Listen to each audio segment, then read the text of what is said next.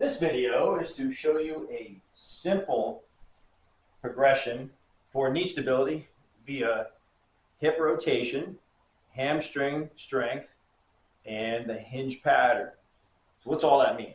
Well, your knee, right, strength of your knee, because this video is by request by some people who ski or do some long distance dirt bike racing, and in general for anybody looking for single leg stability or to improve the health of their knee. Maybe you're rehabbing, maybe you're in a sport, whatever it is.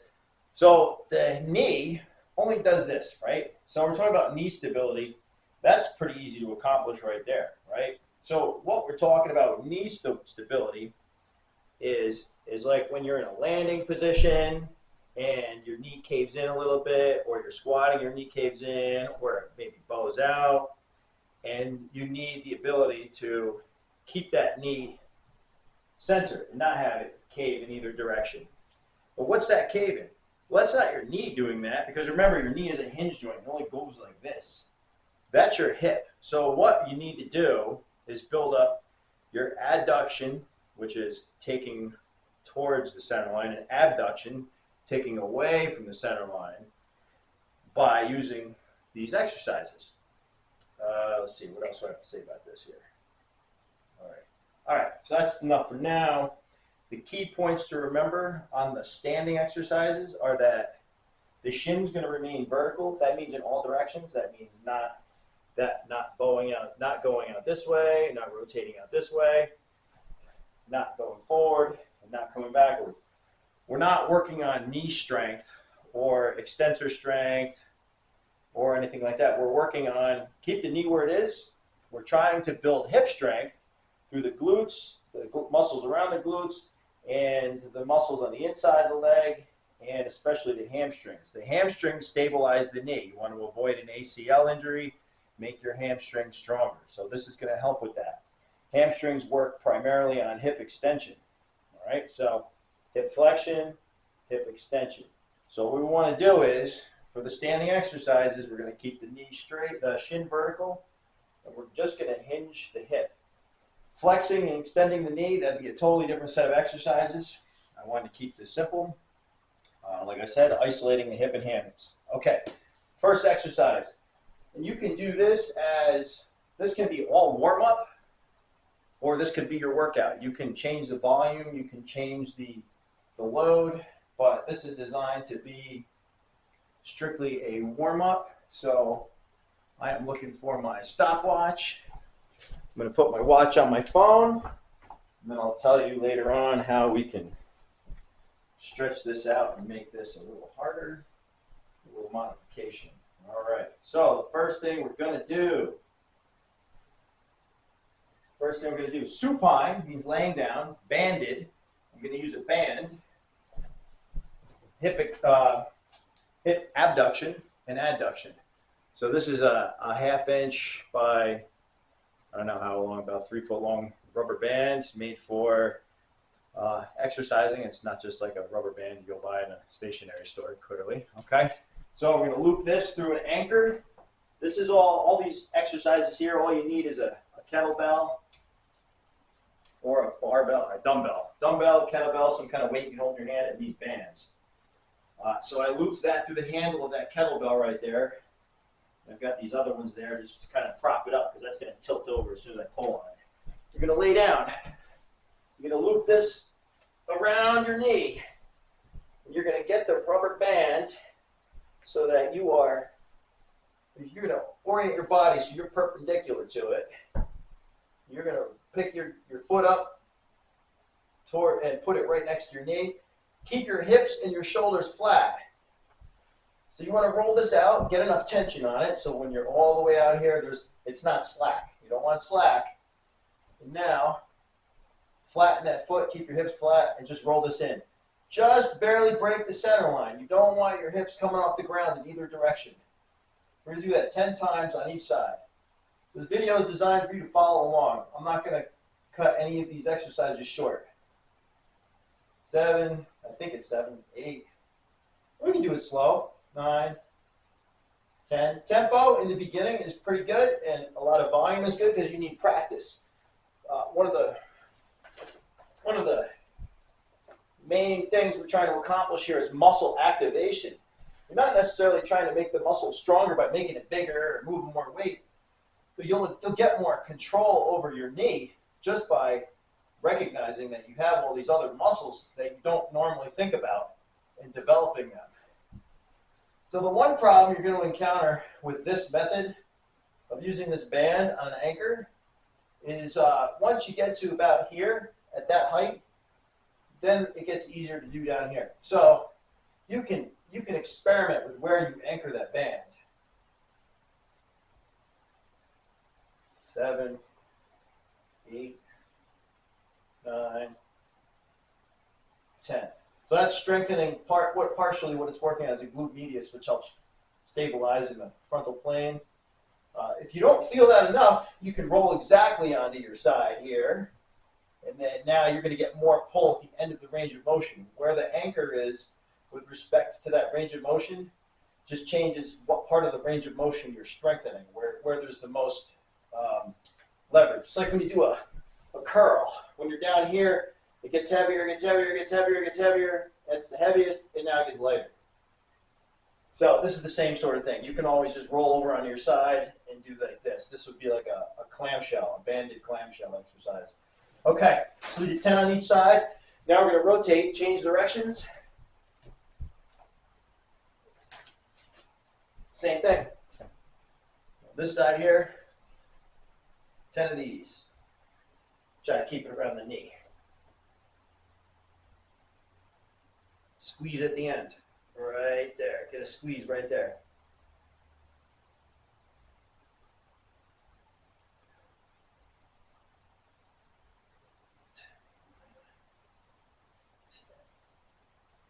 Yeah, and you're trying to feel a little toasty. You're not trying to get a total burn. We're not looking for fatigue or injury or muscle tears. We're just trying to warm up that muscle. Trying to warm up the muscle and teach it to activate. Right? It doesn't take much. Hips flat. 4, 5, 6, 7, 8, 9, 10. If this is a new exercise for you, then do it more. Do multiple sets. Do sets of 12 to 15. Do 2 sets on each side, each direction. I just did 1 set for each leg, for each direction. So that's 40, all right? Next up, kettlebell Romanian deadlift. 2 feet on the ground. I'm going to do 2 sets of 12 light and then 2 sets of 12 heavy. If this is a new movement, go for more volume and a lighter weight so you can learn the pattern, right? Because it's practice and you want to build that muscle activation, maybe gain a little size. So what's the difference between the Romanian deadlift and a conventional deadlift? Conventional deadlift starts and returns to the floor. So this is a conventional deadlift. Right? So a Romanian deadlift starts from up here. You could go to the floor and then return to the standing position. I like to go below the knee with the kettlebell or with a barbell. So I'll start standing, shins vertical, butt back, back flat.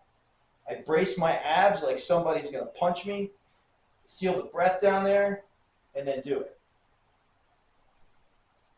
So I'm going to do 12 of these light.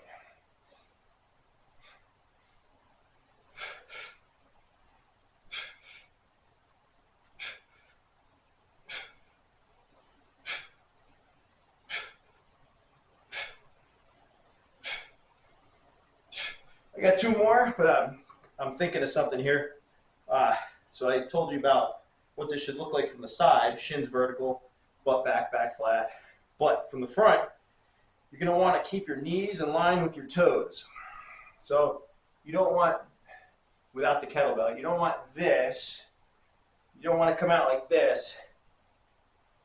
Stick your butt back, make sure your knees follow your toes. 1 more. All right, part 2. Whew. 12 minutes of working out. My heart rate's up and warm. All right. We're done the heavy, so we're going to go back to a light kettlebell now. So we're going to do light and heavy again, but now I got to make a decision. Do I want to use super heavy or go 20 and 40, right? Because it's good to have little kettlebells around to do your mobility work, technique stuff. So I've got here with me now, I got a 20, 40, 70. I'm going to warm up because I'm doing single leg. I'm going to go with this 20. Yes, I'm going to do 20 for my light and 40 for my heavy because I'm doing single leg. If you don't have the balance, here's how you're going to do this. You're going to hold it in the opposite hand that you're going to post, which means what? Watch my center of mass. As soon as I lift this leg, I have to come over here, right? Because I got to get my center of mass over top of the leg so I can stand like this. So my leg is like this now, which means I'm going to be using these muscles to stabilize. What you're going to need to do is balance. So if you can't balance, right, if you don't have single leg balance to do the same movement, stick your leg back, you can keep your toe on the floor back here. You can flag, right? Just go like that. Okay, but give it a shot. See if you can hold that foot up. Right, so I'm going for 6 on each leg. Another thing to consider, if you start losing your balance, tuck your chin and look down there. Don't look all the way up here. Don't look down here. Your head's a bowling ball. It weighs, I don't know, it weighs a lot. It's a bowling ball on top of you. It's going to throw off your balance, right? So if you start losing your balance, bring yourself back up to the strong position. Check your neck posture, your chin, and then go back to it.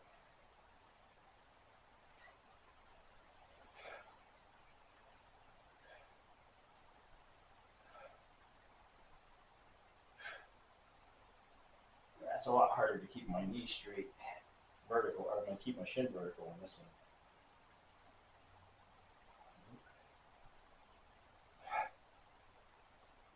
And I'm not doing it because it's bad for my knee. It's not bad for your knees to go over your toes. The object is to strengthen the hips and hams. We're doing that by isolating the stuff around it. So we don't want to include the knee.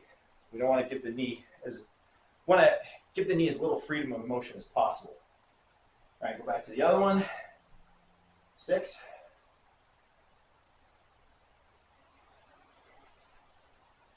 Trying to keep my shoulders level. I don't want to reach with the kettlebell.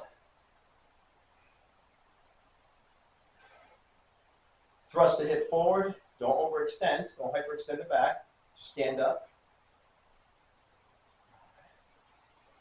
Things to think about while you're working on it, right? Contracting and expanding. Right? Contract the muscle and relax. 6 more over here. Keep that.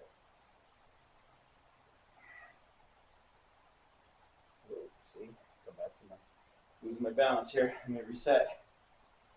And if you want to grip it like this or like this, you figure it out.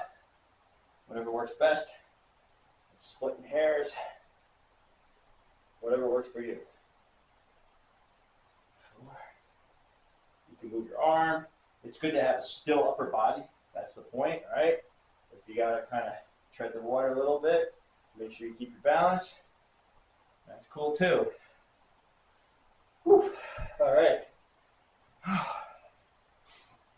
All right, single leg RDL. Now we're on the heavy one. You got to rest a little, right? Take 30 to 60 seconds. Let the blood back into the muscle.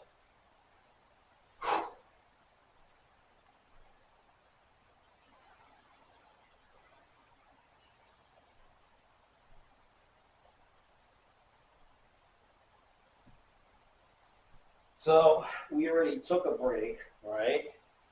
Because when I switched legs. So I gave the leg a rest, but my heart is still moving a little bit, right? So that's the thing when you do single versus double leg, something to consider. Yeah, okay, you're giving this leg a rest here when you switch, but your hips are still working. You're still stabilizing with your entire core. You're still breathing. So it's not as simple as, oh, I switched legs, so I'm getting a rest. Okay, here we go. All right, up to the start position.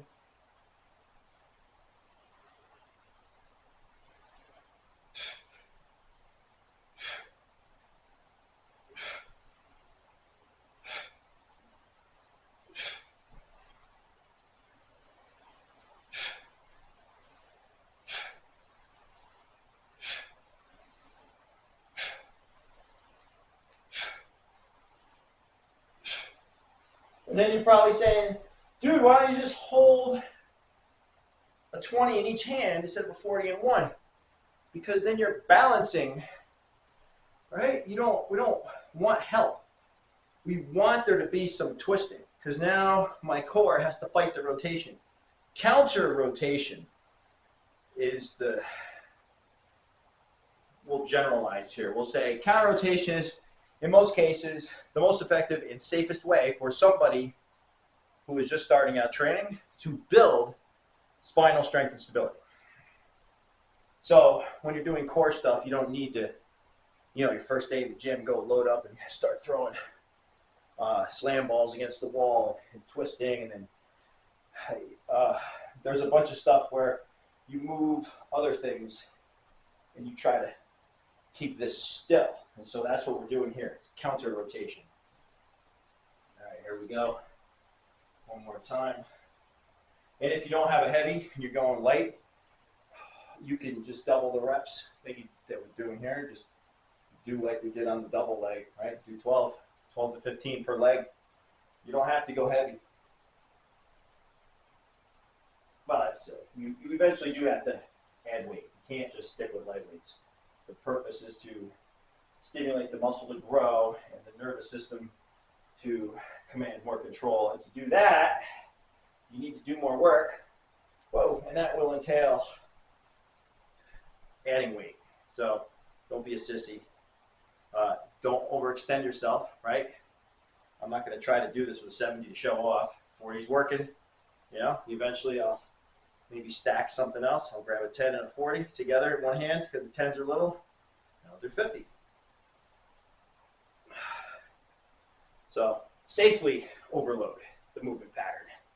Don't jump the gun and try to do crazy stuff on one leg, especially if you've never done it before. I've lost count here. Pretty sure this is my second set. That was definitely more than 6. I love this exercise. It's one of my favorites. And I love the counter rotation aspect to it too. So that's a little built-in athleticism, right? Because you've got your single leg and you've got your rotation. And you counter rotation, core stability. So training like an athlete. You didn't even know it. All right, here we go. Single leg hinge and pass. So with this light kettlebell, you're going to stand on one leg, right?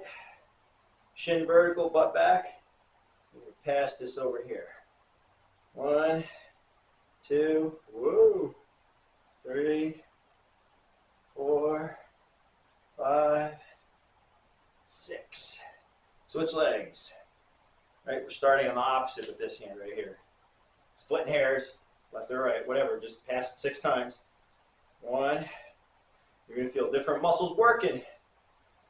It's tiny. It's tiny. It's a tiny change, but that's what's going on. Especially if you go out here and do something like this. All right, switch again. All right, we'll start over here. Okay. We'll show you so you can watch from the side here.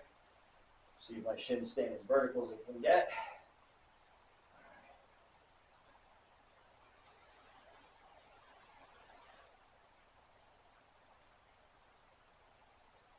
Okay. Switch.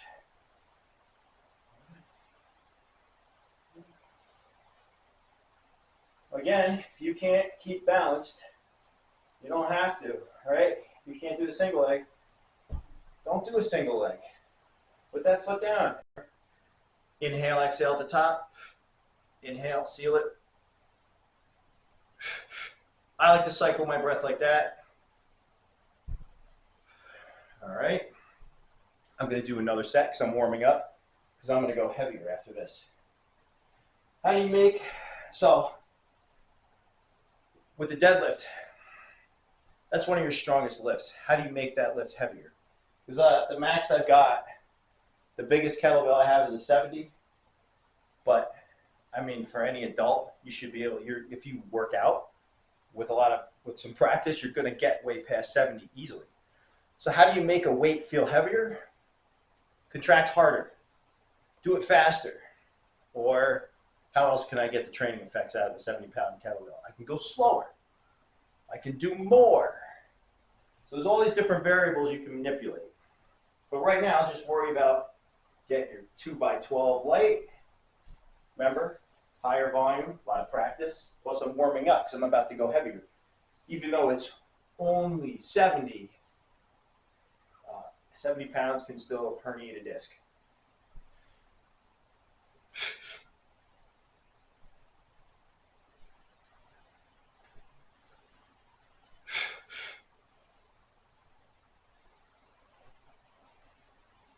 Checking to see if my knees are moving forward or backward too much. Oh, good.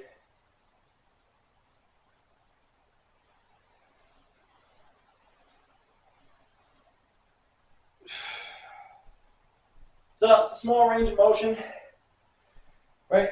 Watch the angle of my hip and my knee. Go from here to here, like a machine. You want to pick something up off the floor, not hurt yourself? That's how you do it. All right, next up, going up to the heavy. We're at almost 9 minutes, and that's with me talking. That's kind of a built-in rest for you, all right? Get your second kettlebell if you got a heavy one. Get that. If you don't have a heavy one, you have your band, you can loop that up. Here, I'll show you with the light one. All right. What's good? How do we do it? Well, we're going to step on that. Geez, you might have to wrap this up quite a bit. Yeah. So I'm going to wrap it through each handle. Wrap it around one more time. Because it's such a short range of motion, it's hard to get that, get the bands tight enough to actually make a difference. So, yeah, the hardest part is just getting that even.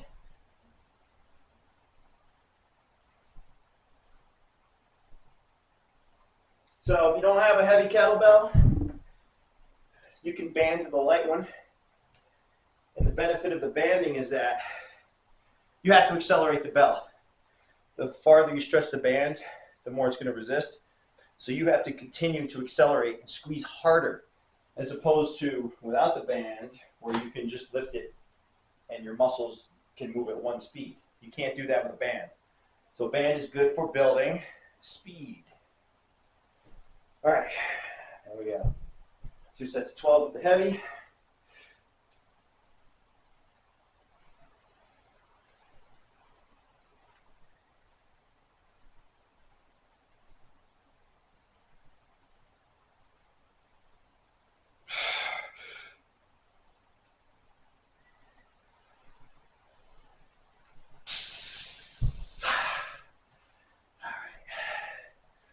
Am I still recording?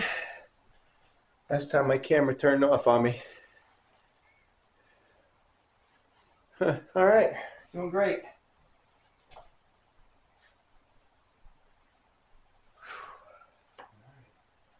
One more time, heavy.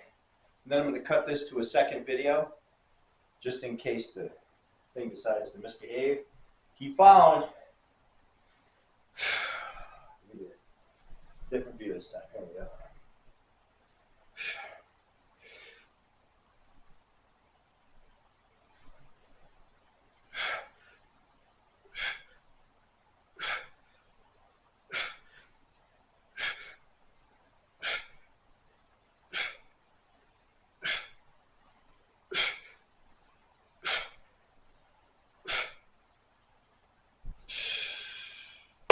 Two sets of 12 heavy. Next up, watch part 2. We're going single leg and circus tricks. But keep all the weight on that front leg as much as you can. Just use that toe as little as possible. Just use it to remind you, and don't hip airplane. We're not doing this. Different exercise. Try to keep everything square to the ground. And then pass it. Woo! Smoking. What was that? All right, number 2 on this leg. Here we go. Change direction here. Here we go. Okay. What if your kettlebell's really light or you want more work? Aside from doing more reps, slow it down. Go real slow. Ooh. Ooh. So I'm feeling it on my insides of my legs, psoas and other adductors. Feeling it. Definitely feeling it on the side of my glutes here. Hamstrings are definitely toasty too. Quadriceps, not so much.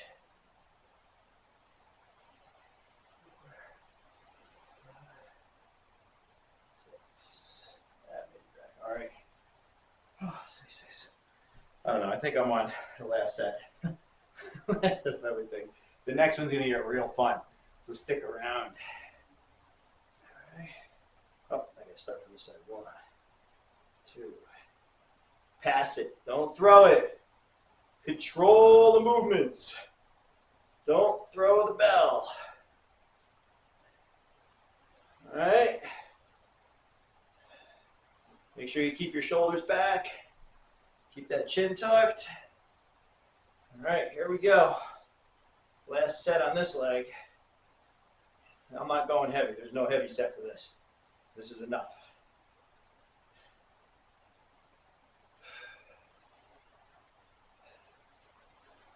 I think I did more than I was supposed to, but that's all right. All right. 3 sets by 6 per leg. Here we go. The next one, kettlebell, single leg RDL to a hinge and pass. So this is the single leg hinge, right? We're holding this hinge and we're passing. Now, 1 set of 6 per leg because it's multiple movements, right? So it sounds like very few reps, but when you start complexing movements together, it's more. 1 rep is multiple movements. So this one is going to be going to the hinge. You're going to have the kettlebell in the hand. Hinge, pass, RDL. Hinge, RDL, hinge, pass, RDL. We're doing 6 per leg. All in one shot, 6 per leg. All right, here we go. This is the fun part. Last exercise. If your glutes aren't burning, I don't know, you did something wrong. My ass is on fire. All right, here we go. RDL. Pass it, hinge, RDL. Hinge, pass, RDL. 2, hinge, pass, RDL. 3, hinge, pass, RDL. 4, hinge, pass, hinge, RDL. What is it? 5, hinge, still, pass, RDL. 6. Ooh. Okay. Other leg. Here we go. We got it. Hinge, pass, RDL. 1, hinge. Let's try to get this a little deeper, right? Pass. Ooh. Stay balanced. RDL. Yes, my back cracking. 2, hinge, pass, RDL. Hinge. 3, pass, RDL. 4, hinge, pass, RDL. Hinge. 5. Here we go. Make the last one count. Last one's like the first. 6. Yeah, my back cracks a lot on that side. I don't know why. All right, it is what it is. Now you're ready for your workout. That was a good warm-up. That was 27 minutes. So you can cut that down by, I keep talking here. You can eliminate some exercises. If you want to make that shorter, you just do the warm-up on the ground with the bands on the knees, roll the hip, roll your knee in and out, and then do double leg RDL, and then a single leg RDL. And do those each at one weight. And then if you want to juice that up a little, go on, add the single leg hinge and pass. And if you got time and motivation, and you've got the motor skills, single leg RDL, 2 hinge and pass. And just change your volumes. You only need to do a few per leg. So that's that. Have fun, kids.